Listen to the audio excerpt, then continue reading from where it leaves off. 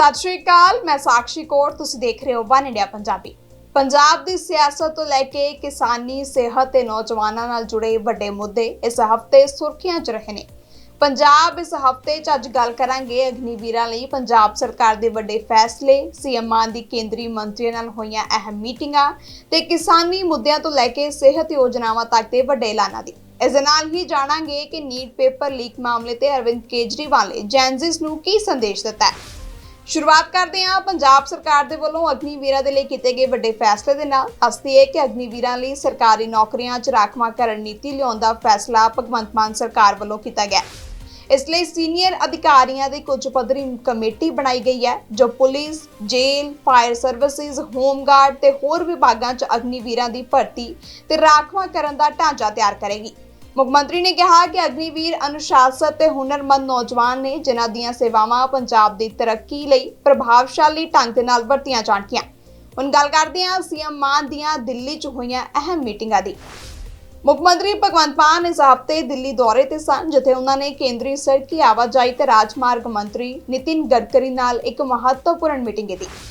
दसदे कि इस दौरान पंजाब के हाईवे प्रोजैक्टां, सड़कों के विस्तार ते इंफ्रास्ट्रक्चर नूं मजबूत करन संबंधी चर्चा हुई। मुख्यमंत्री ने पंजाब लई केंद्र तो नवे प्रोजैक्टां ते फंडां दी मांग कीती तां जो सूबे च ट्रैफिक सुविधावां ते उद्योगिक विकास नूं होर गति मिल सके। गडकरी जी नाल बड़ी खुल के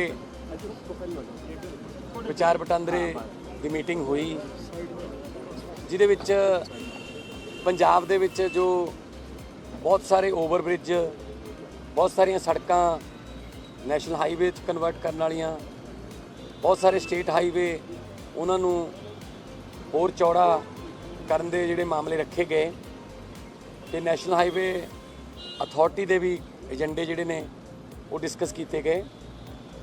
जो अज मीटिंग दे विच प्रवान होया मैं उहदी लिस्ट तुहानूं दे दिंदा। पल्ला फ्लाईओवर है श्री अमृतसर साहब विखे, काफ़ी देर तो वह काम जिहड़ा है वो रुकिया होया है, जिहदे करके एयरपोर्ट तो दरबार साहब जाना होवे जां फिर बाघा बॉर्डर नूं फौज के भी बहुत सारे वाहन जिहड़े ने चलते हैं, वो बड़ी दिक्कत आउंदी है।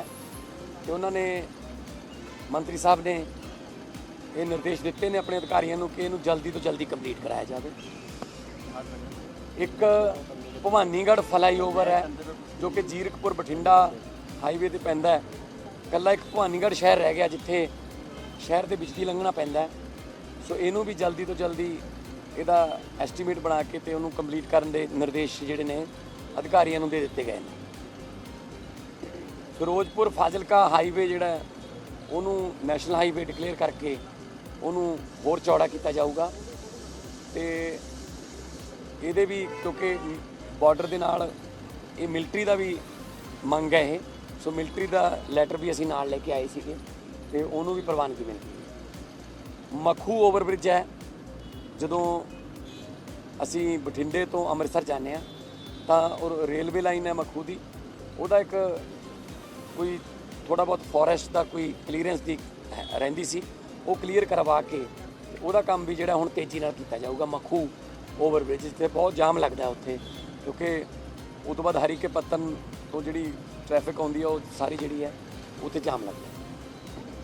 आदमपुर का ओवरब्रिज इस तरह ही वो ठेकेदार जिहड़ा सीगा उहदे कोले वर्किंग कैपिटल की कमी है, तो मंत्री साहब ने अधिकारियों को कहा कि उहदी बैंक गरंटी दे विचों उहनूं जिहड़ा जिन्ना काम करन दा पैसा है वो जारी कर दिता जाए ताकि लोगों की सुविधा जिहड़ी है वो कोई दिक्कत ना हो।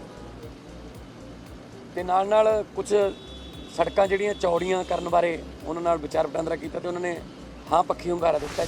इसे दरमियान भगवंत मान ने केंद्रीय खेतीबाड़ी मंत्री शिवराज सिंह चौहान नाल भी अहम मीटिंग की, जिस च पंजाब के किसानां ते खेतीबाड़ी नाल जुड़े मुद्दों ते चर्चा हुई। सीएम मान ने झोने की बिजाई तो पहला खादा की लगातार सप्लाई यकीनी बनाने की मांग की ते कुछ हाईब्रिड धान बीजां नूं डी नोटिफाई करने का मसला भी चुक्या, क्योंकि इन्हां कारण मिलिंग दौरान चौल टुटण की समस्या आ रही है। मीटिंग दौरान पंजाब लई फसली विभिन्नता, गेहूं बीज सबसिडी ते केंद्रीय सीड कमेटी च पंजाब नूं नुमाइंदगी देण दी मांग भी रखी गई। केंद्रीय मंत्री ने पंजाब के मुद्दों ते सकारात्मक रवैया दिखाते हुए सहयोग का भरोसा दिता। बात हुई जिसमें खाद्यों की जो सप्लाई है उसको निर्विघ्न जारी रखने का फैसला किया गया है। और मंत्री साहब ने आश्वासन दिया है कि हालांकि खाड़ी में जो युद्ध चल रहा है उसकी वजह से कुछ दिक्कतें आ सकती हैं, लेकिन पंजाब क्योंकि सेंट्रल पूल में सबसे ज़्यादा जो अपना योगदान देता है, और पंजाब जो है वो जब भी कोई संकट आए, चाहे अनाज का संकट आए, चाहे देश पर कोई दुश्मन का हमला हो, पंजाब पहले सीना तान के खड़ा होता है। तो इस बात की मुझे खुशी है कि चौहान साहब ने 3-4 जो हमारी डिमांड थी उन तीनों चारों पे, ख़ास तौर पे क्रॉप डाइवर्सिफिकेशन, क्योंकि धान जो है उसकी वजह से हमारा धरती का जो पानी है वो बहुत डार्क जोन में आधे से ज़्यादा पंजाब चला गया है। तो आने वाले दिनों में मक्का और पल्सेस और ऑयल सीड्स और साथ में सूरजमुखी वगैरह, बाजरा, कुछ ऐसी फसलों को प्रोत्साहन देने का फैसला किया गया है जिससे किसान का पानी भी कम लगे, मेहनत भी कम लगे और उसकी इनकम भी अच्छी हो। और बाकी हाइब्रिड की 2-3 किस्में हैं जिनमें ब्रोकन चावल ज़्यादा होता है, तो उस पर एक कमेटी बनाने का फैसला किया गया है। PAU की मेंबर उसमें लिए जाएंगे और आने वाले दिनों में खेतीबाड़ी डिपार्टमेंट का एक वफद पंजाब का दौरा करेगा ताकि किसानों में अवेयरनेस हम ला सकें कि क्रॉप डाइवर्सिफिकेशन, जिसमें फसलों को खास तौर पे धान की जो बदल की कोई खेती जो है, क्योंकि पंजाब की धरती इतनी फर्टाइल है, इतनी लैंड जो है उपजाऊ है, हमारी जरखेज धरती है, कुछ भी बीज दो वो उग जाता है। लेकिन पंजाब को मारूथल बनाने से रोकना हमारा आने वाली पीढ़ियों के लिए 5 आब 5 पानी, तो पंजाब के नाम को भी जस्टिफाई करना है। पानी बचाने पर मुद्दे पर बहुत सीरियस चर्चा हुई है और इसके लिए सेंटर सरकार और राज्य सरकार दोनों सहमत हैं। ਉਧਰ ਭਿਆਨਕ ਗਰਮੀ ਦੇ ਵਿਚਕਾਰ ਲੋਕਾਂ ਲਈ ਸਰਕਾਰ ਦੀ ਸਿਹਤ ਯੋਜਨਾ ਵੱਡੀ ਰਾਹਤ ਬਣਦੀ ਨਜ਼ਰ ਆ ਰਹੀ ਹੈ। ਭਗਵੰਤ ਮਾਨ ਸਰਕਾਰ ਦੀ ਮੁੱਖ ਮੰਤਰੀ ਸਿਹਤ ਯੋਜਨਾ ਗਰਮੀ ਕਾਰਨ ਵੱਧ ਰਹੇ ਗੈਸਟ੍ਰੋ ਤੇ ਡੀਹਾਈਡਰੇਸ਼ਨ ਦੇ ਮਾਮਲਿਆਂ ਵਿਚਕਾਰ ਹਜ਼ਾਰਾਂ ਪਰਿਵਾਰਾਂ ਲਈ ਵੱਡੀ ਰਾਹਤ ਬਣੀ ਹੈ। ਜਨਵਰੀ ਤੋਂ ਅਪ੍ਰੈਲ ਤੱਕ 3279 ਮਰੀਜ਼ਾਂ ਦਾ ਕੈਸ਼ਲੈਸ ਇਲਾਜ ਕੀਤਾ ਗਿਆ, ਜਿਸ ਤੇ ਕਰੀਬ 73 ਲੱਖ ਰੁਪਏ ਖਰਚੇ ਗਏ। ਅਪ੍ਰੈਲ ਮਹੀਨੇ 'ਚ 1400 ਤੋਂ ਵੱਧ ਲੋਕਾਂ ਨੇ ਗਰਮੀ ਨਾਲ ਜੁੜੀਆਂ ਬਿਮਾਰੀਆਂ ਦਾ ਇਲਾਜ ਕਰਵਾਇਆ। ਡਾਕਟਰਾਂ ਮੁਤਾਬਕ ਤੇਜ਼ ਗਰਮੀ, ਗੰਦਾ ਪਾਣੀ ਤੇ ਖਰਾਬ ਖਾਣ-ਪੀਣ ਕਾਰਨ ਪੇਟ ਸੰਬੰਧੀ ਬਿਮਾਰੀਆਂ ਤੇਜ਼ੀ ਨਾਲ ਵੱਧ ਰਹੀਆਂ ਨੇ। ਬੱਚਿਆਂ ਤੇ ਬਜ਼ੁਰਗਾਂ ਤੇ ਇਸ ਦਾ ਸਭ ਤੋਂ ਵੱਧ ਅਸਰ ਦੇਖਿਆ ਜਾ ਰਿਹਾ ਹੈ। ਸਰਕਾਰ ਵੱਲੋਂ ਸਿਹਤ ਕਾਰਡ ਰਾਹੀਂ ਮਰੀਜ਼ਾਂ ਨੂੰ ਮੁਫਤ ਦਵਾਈਆਂ, ਟੈਸਟ, IV ਫਲੂਇਡ ਤੇ ਹਸਪਤਾਲੀ ਇਲਾਜ ਦਿੱਤਾ ਜਾ ਰਿਹਾ ਹੈ, ਜਿਸ ਨਾਲ ਗਰੀਬ ਪਰਿਵਾਰਾਂ ਨੂੰ ਵੱਡੀ ਆਰਥਿਕ ਰਾਹਤ ਮਿਲ ਰਹੀ ਹੈ। ਦੱਸ ਦਈਏ ਕਿ ਪੰਜਾਬ ਸਰਕਾਰ ਵੱਲੋਂ ਹੜ੍ਹਾਂ ਤੋਂ ਬਚਾਅ ਲਈ ਵੀ ਵੱਡੇ ਪੱਧਰ ਤੇ ਤਿਆਰੀਆਂ ਕੀਤੀਆਂ ਜਾ ਰਹੀਆਂ ਨੇ। ਪੰਜਾਬ ਸਰਕਾਰ ਵੱਲੋਂ ਪਟਿਆਲੇ ਨੂੰ ਹੜ੍ਹਾਂ ਤੋਂ ਪੱਕੀ ਰਾਹਤ ਦਿਵਾਉਣ ਲਈ ਯੋਜਨਾਵਾਂ ਉੱਪਰ ਤੇਜ਼ੀ ਨਾਲ ਕੰਮ ਕੀਤਾ ਜਾ ਰਿਹਾ ਹੈ। ਇਸੇ ਤਹਿਤ ਸਿਹਤ ਮੰਤਰੀ ਡਾਕਟਰ ਬਲਬੀਰ ਸਿੰਘ ਨੇ ਪਟਿਆਲੇ 'ਚ ਚੱਲ ਰਹੇ ਹੜ੍ਹ ਰੋਕੂ ਪ੍ਰੋਜੈਕਟਾਂ ਦੀ ਸਮੀਖਿਆ ਕੀਤੀ। ਉਹਨਾਂ ਦੱਸਿਆ ਕਿ ਵੱਡੀ ਨਦੀ ਦੇ ਬੰਨ ਮਜ਼ਬੂਤ ਕਰਨ, ਨਦੀ ਨੂੰ ਹੋਰ ਡੂੰਘਾ ਕਰਨ ਤੇ STP ਪ੍ਰੋਜੈਕਟਾਂ ਰਾਹੀਂ ਟ੍ਰੀਟ ਕੀਤੇ ਪਾਣੀ ਨੂੰ ਸਿੰਚਾਈ ਲਈ ਵਰਤਣ ਦੀ ਯੋਜਨਾ ਤੇ ਕੰਮ ਤੇਜ਼ੀ ਨਾਲ ਚੱਲ ਰਿਹਾ ਹੈ। ਇਸ ਦੇ ਨਾਲ ਹੀ ਟੁੱਟੀਆਂ ਸੜਕਾਂ ਦੀ ਮੁਰੰਮਤ, ਛੱਪੜਾਂ ਦੀ ਸਫਾਈ ਤੇ ਪਿੰਡਾਂ 'ਚ 5 ਮਰਲੇ ਪਲਾਟ ਦੇਣ ਵਰਗੇ ਮਸਲਿਆਂ ਤੇ ਵੀ ਅਧਿਕਾਰੀਆਂ ਨੂੰ ਤੁਰੰਤ ਕਾਰਵਾਈ ਕਰਨ ਦੇ ਨਿਰਦੇਸ਼ ਦਿੱਤੇ ਗਏ ਨੇ। इस हफ्ते सियासत भी भखी रही। हलचल उस वेले ज्यादा तेज हो गई जदों नीट दे पेपर लीक होने का मामला सामने आया। इस संबंधी आम आदमी पार्टी के कौमी कन्वीनर अरविंद केजरीवाल ने नौजवानों ते जेनजिस नूं अगे आके जवाबदेही मंगण की अपील की।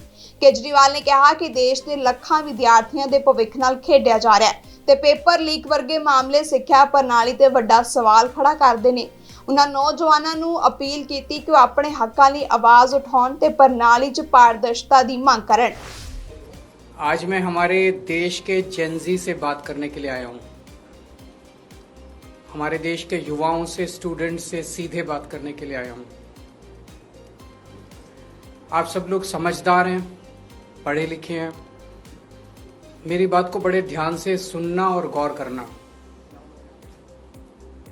नीट का पेपर लीक हुआ है।